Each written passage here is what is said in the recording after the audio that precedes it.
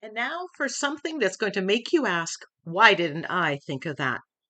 Hi, I'm Creative Katie, Karen Burchill. Welcome to my channel. In today's video, I'm going to give you 5+ uses for drywall tape in art. So here's the drywall tape that I used, and you can use it as stenciled or to add texture. It comes in rolls like this. I picked this one up at the local hardware store. It is 2 inches across, and as you can see, it is a long roll. I've had this for 8+ years, and there's plenty still to go. Now, interestingly enough, you can get drywall mesh, drywall tape on Amazon that is 4 inches wide and 6 inches wide, and that would be even more usable in art. So this page, it was a technique tidbit video where I used the drywall tape in the background. Here is a cover where I used a strip of drywall tape up and down to add some texture and design to my cover. In the technique tidbit video, which I will link and you can watch in its entirety, I'm just giving you a portion of it. I just applied the drywall tape randomly across the entire background. I cut it into squares and rectangles and just placed it all over the place. And that is one way that you can use it. But as I was doing this video, other ideas came to me, but tidbits are meant to kept short, so hence this video. Once the drywall tape was down, I applied a coat of color, as you see me doing here. Then I applied white paint and darker paint with pads of my finger to bring out the texture. If you're using something for texture, you may want to bring it out in parts. So again, I will link this video so you can watch this in its entirety with all the explanations.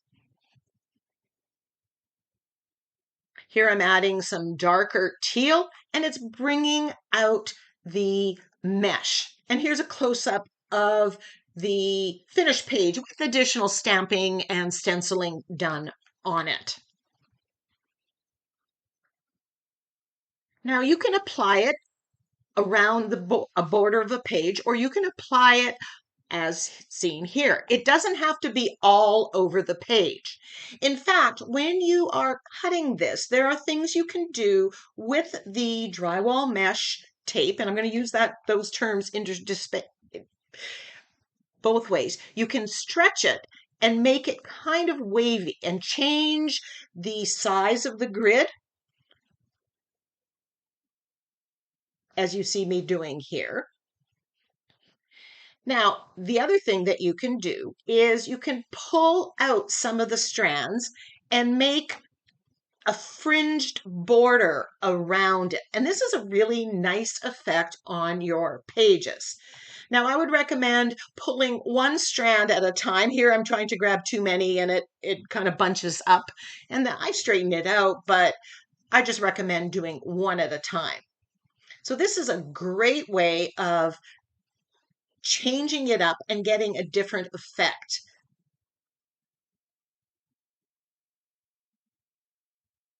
So even though the drywall tape is being used as texture on all of these, and I'm just putting this on a gel print so you can see it.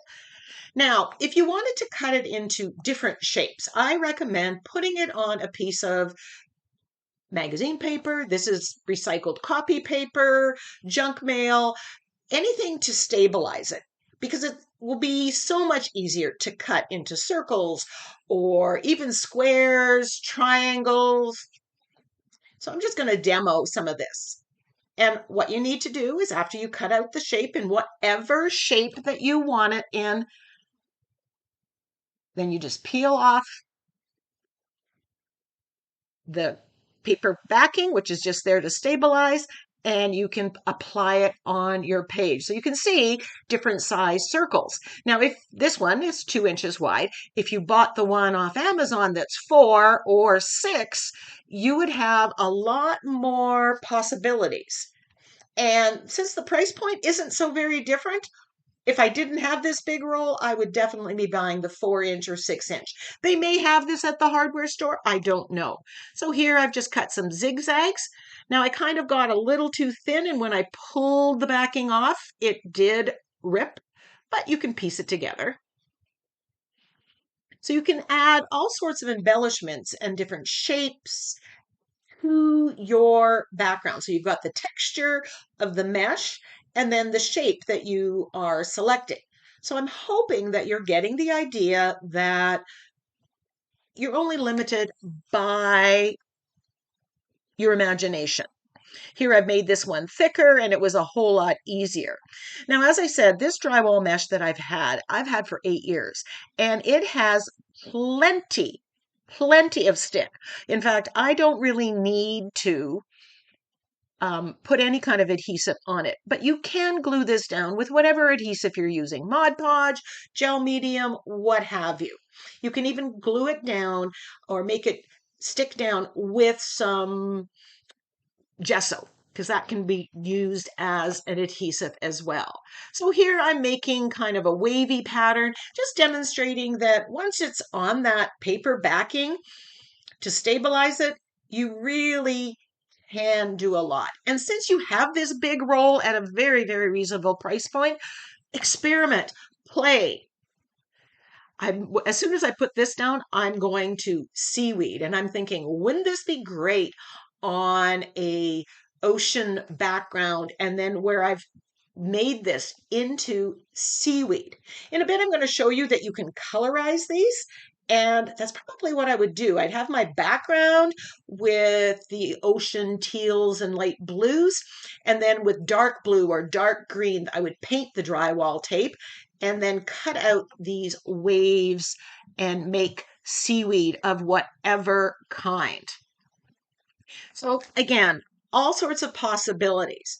Now, another thing that you can use the drywall tape with is to add some texture or interest to canvases or wood panels. This is a cradled wood panel. This one's a little thicker. And a lot of times on the sides, you want to add some interest because you see them. This is a quick, easy way. So here I'm just putting the drywall tape on it and getting a rough estimate of where it is. Cutting straight lines is really easy because it is a grid. And then I'm just cutting right down the line to get the perfect width for my canvas, more for my wood panel. I just want to get the full length of it so I can put it all on in one strip. And then I just attach it. Now this is a bare cradled wood panel. It has not been gessoed. I'm sticking it on, and now I am using gesso. Now the gesso kind of primes it. It's going to prepare it to take paint a little bit. It also will help seal the drywall tape to the wood panel. So I'm just going to quickly, I'm just applying this with a makeup sponge. You could use a brush. It might be a little thicker, thinner, and that would just add even more interest to it. So I'm just doing all 4 edges. This is a cradled panel that I am actually planning to use. So I just kind of did this step for this video, but then I'll be making another video. And I plan on doing this sunflower on this panel. So I want the edge to match the focal image. So I grabbed some yellow oxide and some cadmium yellow, and I'm putting that on with a makeup sponge, kind of mixing it wet on wet, just right in there. Sometimes you can see there's a little bit more white depending on the texture of the drywall tape. And you can see that texture. It's just elevated it that little bit. And especially if you're giving this as gifts or it's hanging on your wall, you want it to be a little extra special. So now I want to bring out that texture. So I have some red oxide or burnt sienna, and I'm just putting it on top. Again, these are colors that are in my focal image. Now I'm using a makeup sponge to apply it. You can just use the pad of your finger like I do in the technique tidbit video. But you bring out that texture and look at that. And really so easy. So As I'm looking at this napkin, I'm thinking, what if I took some of that drywall tape and put it on my focal image, like in the center? Oh, that makes such an interesting addition. My plan was to collage, use my gel prints to collage on that, but what if I use drywall tape like this on some of the petals of the sunflower? If I stretch it out, I can fit that in. Now, I'm not doing a perfect job here. I'm just exploring an idea that popped into my head as I was creating this video. But I really, really like this idea. So stay tuned for this torn paper collage video that's going to come up, and I'm going to incorporate the drywall tape. So here is another use for the drywall tape. You can use it as a stencil. Using acrylic paint on my makeup sponge, I've patted it off. You don't want it too wet, and then you're simply doing it as you would a stencil. Now, the advantage of the drywall tape here is that it is a very small scale. So this adds a lot of interest, small scale interest, to a background. Here I'm just putting it on a gel print that I pulled out, and I'm putting Prussian blue through, nice coordinating color. I want the burnt sienna, which I had out from the other one, and I thought, what if I use the stencil brush? And that works like a charm. Less likely to have it seep under, more likely to get a great stenciled pattern on that. And so here I'm using the Prussian blue and the red oxide or burnt sienna and applying it to this gel print. And here then I've added some drywall tape on here, some strips, and I've got the beginnings of a great background. Maybe another video. Here I said you can colorize the drywall tape, and you can do it as you're stenciling it, or you can do it deliberately. If you're going to do it deliberately, I recommend sticking it onto deli paper, as you saw me doing here, because it will easily come off. And then I'm applying the paint with a makeup sponge on it. This one's Prussian blue. Here I'm using copper, doing it in gold also. Then you can use this drywall tape to add probably at a later stage in your art journaling mixed media process because it already has color.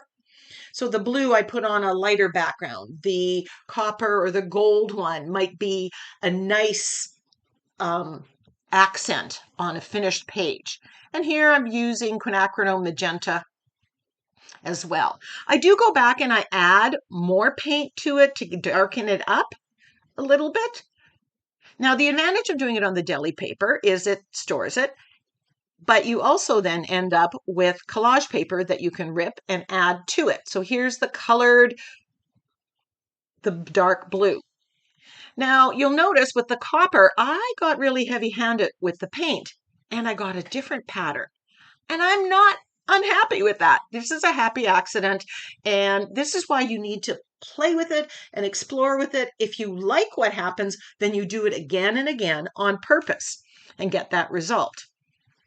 So there you can see the color. Now you can cut this any shape, you can bend it, you can make it fringed, you can do everything that you did with the white tape. You would just be using this at a later stage or a different part of the art journaling process.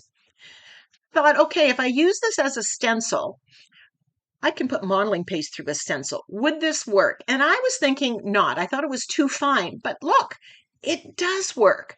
It kind of gives the opposite effect of just putting the mesh on the page, kind of a positive, negative look. And here again, I'm just putting it on a gel print. I'm pretending that that gel print is my background. And I'm picking it up, putting it down, and, getting it very organic, very random. I don't want anything too terribly precise. Now, once that's dry, you can leave it white if you wish, or you can use a makeup sponge or a brush and colorize it. You could use the pad of your finger to bring it up and add a little bit of color. Here I'm just adding copper because, again, it was on my desk. Now here I'm adding it to a white background. This is a tag, and I'm just adding it in, 3 or 4 places and adding that texture to the background. And then once it's dry, you can do what you do with anything. You can colorize it. Here I'm using my Inktense blocks, and that works so well. You can use sprays and it'll get caught in the nooks and the crannies. And again, you have this basically free stencil because the price point for the big roll is very, very little. And, I'm tempted to put some stenciling with the drywall mesh as well as the texture. I like that positive negative effect. And, this tag, I guess I'll be finishing it down the road. And then I thought, okay, can I use this as a mark maker on my gel plate? This is my 5x7 gel plate. So I've just taken a couple strips. I know there's space in between. And then I'm braying on paint. I am just experimenting. I'm asking myself, what would happen if? Would this work? And so I'm just braying on top, and I'm using Naples yellow and quinacridone magenta. And then I'm pulling off some of that excess paint. There's a nice collage paper that will work well in my collaging. So nothing going to waste. I want to move off a little bit more. So here I'm pulling it off. Ooh, I like that effect. I could do that right direct on a page. I pull off the drywall tape, let it dry, and then I'm putting a coat of Naples yellow here. And then I'm going to pull this print. And I'm just using recycled copy paper here that's been cut to size. I'm going to let that adhere and pull it off. And look at the beautiful collage papers. That pattern I can use a lot, especially as I get more and more into my torn paper collage. So I put the drywall tape back on. It dries so quickly. Here I'm just using Prussian blue, putting it on. Now, I'm putting the tape on first and then the paint, but I bet you could put the paint and then put the drywall tape on and do it another way. Lots of exploring needs to happen here as well. And I definitely will be bringing out my drywall tape and maybe doing a whole video with it where I'm just using the drywall tape on my gel plate.